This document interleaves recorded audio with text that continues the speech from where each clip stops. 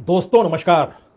तारीख भी निर्धारित और वक्त भी निर्धारित, और इसके साथ ही यह भी ऐलान, इसी तारीख को इसी वक्त पर एक पूरी सभ्यता खत्म कर दी जाएगी। शायद आधुनिक नहीं बल्कि मानवता के किसी भी इतिहास के किसी भी पन्ने में इस तर्ज पर कोई धमकी इससे पहले दी नहीं गई होगी जो धमकी अब से चंद घंटों पहले, चंद घंटे बाद को लेकर दे दी गई है। यह एक ऐसी परिस्थिति है जिसमें समूची दुनिया के सामने ना तो कोई विकल्प है और ना ही कोई ऐसा रास्ता है जिसके आश्रय वो इस बात की दुहाई दे सके क्या 21वीं सदी में भी इस तरीके की धमकी दी जा सकती है, जब दुनिया के कई देशों के पास न्यूक्लियर बम है और अमेरिका के पास तो सबसे ज्यादा न्यूक्लियर बम है, लेकिन ईरान के पास नहीं है। लेकिन ईरान को मदद करने वाले देशों के पास जरूर है। लेकिन सवाल इस वक्त न्यूक्लियर वार का नहीं है। सवाल तो यह है क्या वाकई अमेरिकी राष्ट्रपति ने जो धमकी दी है क्या उसको वो अमल में ले आएंगे, क्योंकि बहुत कम वक्त बचा है। अगर ध्यान दीजिए तो अमेरिका में देर शाम के 8 बजेंगे, भारत में सुबह सवेरे के 5:30 बजेंगे, और उस वक्त तेहरान में अंधेरी रात होगी, 3:30 का वक्त होगा। और अमेरिकी राष्ट्रपति ने 4 घंटे का वक्त निर्धारित किया है। इन 4 घंटों में पूरे ईरान को खत्म कर दिया जाएगा। अगले 100 सालों तक वह खड़ा हो नहीं पाएगा। 4 घंटे का मतलब है 8 बजे से लेकर रात के 12 बजे तक अमेरिकी समय के हिसाब से। और उस वक्त ईरान यानी तेहरान में वक्त होगा सुबह के 3:30 से लेकर 7:30 बजे तक का वक्त। और भारत में जो खबरें आएंगी वह सुबह 5:30 बजे से लेकर 9:30 बजे के बीच। क्या इसको हकीकी तौर पर दुनिया मान रही है या एक घबराहट है इस बात को लेकर कि दुनिया के सबसे ताकतवर देश के राष्ट्रपति ने यह धमकी दे डाली है, और इसका जवाब भी ईरान की तरफ से दिया गया है। लेकिन इससे पहले ही खार्ग आइलैंड पर अमेरिकी मिलिट्री ने, वायुसेना ने धावा बोल दिया है, और जो खबरें आ रही है वो अलग अलग माध्यमों से इसकी पुख्ता जानकारी है कि खार्ग आइलैंड पर किसी भी हालत में अमेरिका कब्जा करना चाहता है। और कब्जे का मतलब यह है कि किसी भी हालत में होर्मुज रूट वो अपने अधीन चाहता है। होर्मुज रूट से ही ईरान का 90% तेल उसकी आवाजाही होती है। सब कुछ अपने कब्जे में अमेरिका लेना चाहता है। और इतना ही नहीं, इजराइल ने कहा हम रेल लाइनों को, रेल पटरियों को रेल पर निशाना बनाएंगे। उसने बनाना शुरू कर दिया। 10 जगहों पर निशाने बनाए गए।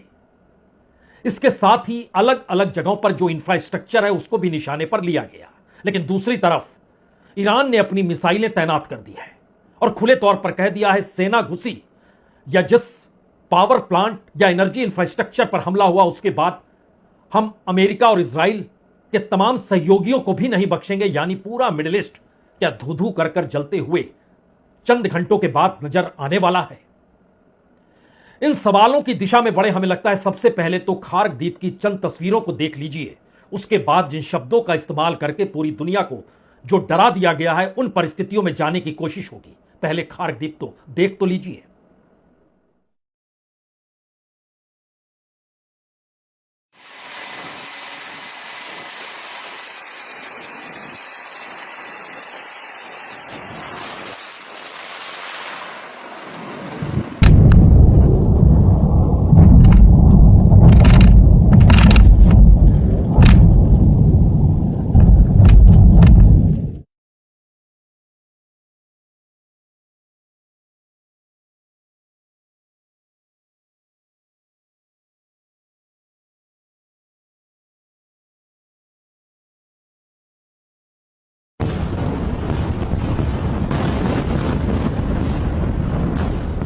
खार्ग में जो हमले हुए हैं वो खार्ग द्वीप के बंकर पर हुए हैं, वहां के रडार स्टेशन पर हुए हैं, वहां के एमुनेशन स्टोरेज पर हुए हैं।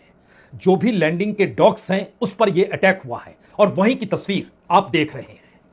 लेकिन इन सब के बीच जो ईरान ने जवाब दिया है, हमें लगता है पहले आज जवाब सुन लीजिए।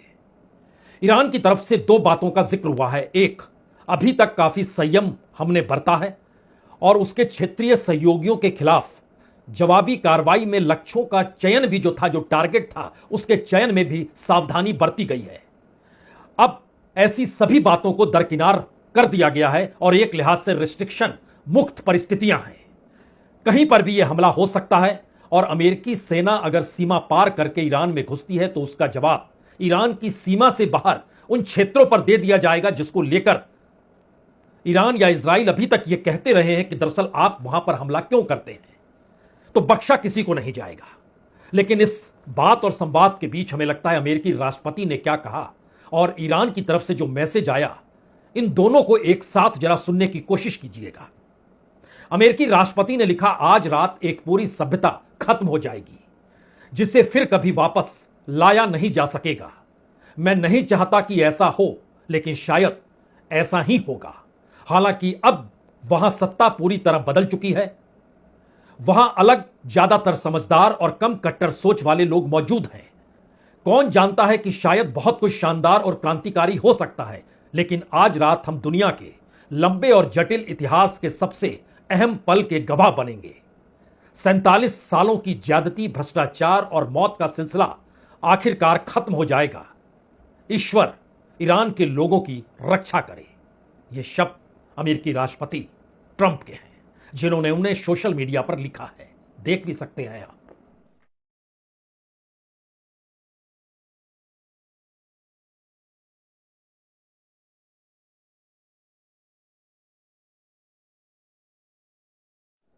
ऐसा नहीं है ईरान ने जवाब नहीं दिया।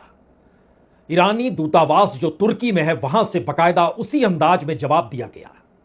उसमें लिखा गया, सिकंदर ने इसे जला दिया, मंगोलों ने इसे तबाह कर दिया, इतिहास ने इसे परखा, ईरान अभी भी यही है। एक साइकोपैथ की धमकियां उसे खत्म नहीं कर सकती, जिसे समय भी खत्म नहीं कर पाया।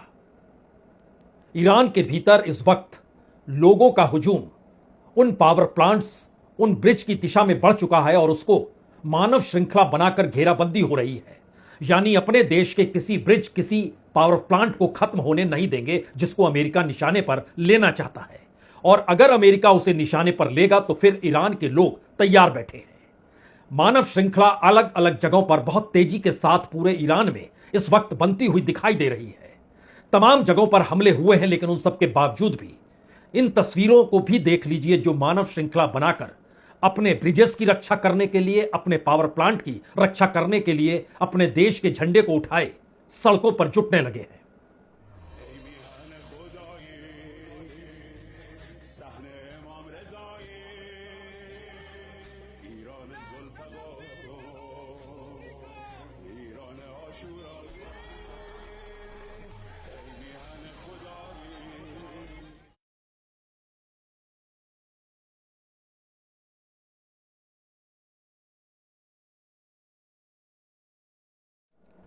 ईरान के भीतर कई स्तर पर हलचलें तेज हो चली है। बड़ी तादाद में ईरान का युवा इस वक्त सेना के साथ खड़ा है।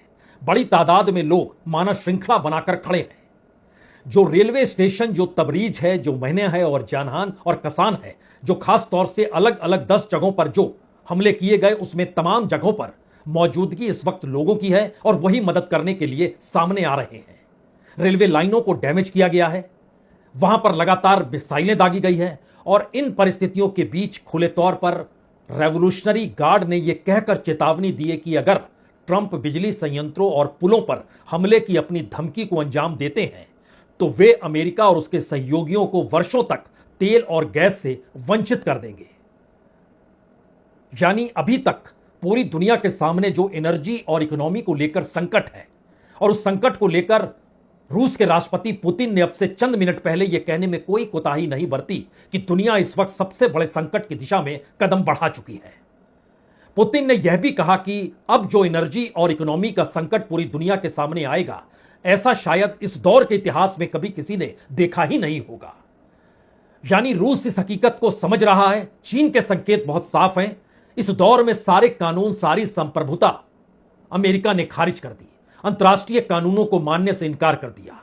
और जिस तरीके से उसने ईरान की संप्रभुता पर हमला यह कहकर किया है कि हमें आपका तेल पसंद है, हम आपके हर इंफ्रास्ट्रक्चर को ध्वस्त कर देंगे, हम खारगलैंड अपने हाथ में रख लेंगे और उसके बाद तेल की आवाजाही हमारे हिसाब से होगी। यह मैसेज दरअसल भविष्य की उस इकोनॉमी पर कब्जा करने को लेकर है जिसके दायरे में सिर्फ और सिर्फ एनर्जी का जिक्र हो रहा है। लेकिन क्या कहा रेवोल्यूशनरी गार्ड के कमांडर ने, पहले उनकी बात।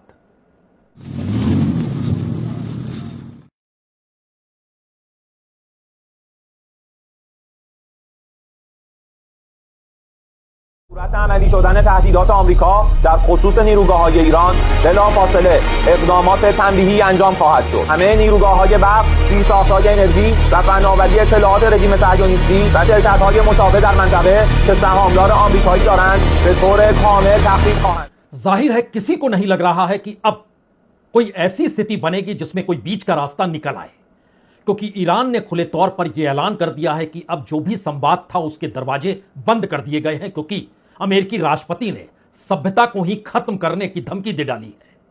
और दूसरी तरफ जेडी वेंस जो आज हंगरी पहुंचे थे, वहां चुनाव है, वहां पर उन्होंने जाकर कहा, ठीक कह रहे हैं अमेरिकी राष्ट्रपति ट्रंप, आपको अमेरिका के वक्त के हिसाब से रात के 8 बजे का इंतजार करना ही होगा।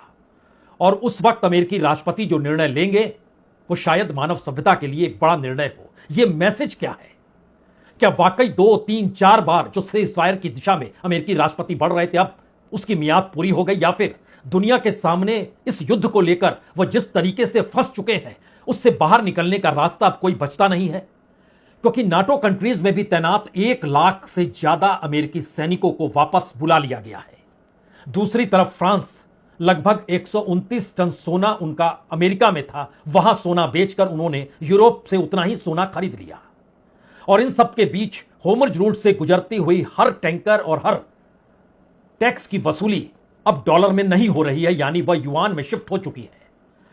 यानी इस स्थिति में अगर अमेरिका बाहर निकलता है तो उसकी अपनी इकोनॉमी, उसकी अपनी करेंसी, उसकी अपनी साख, सब कुछ खत्म हो जाएगी। तो क्या वह दुनिया खत्म करने की दिशा में बढ़ चुके हैं और निशाने पर ईरान को ले चुके हैं?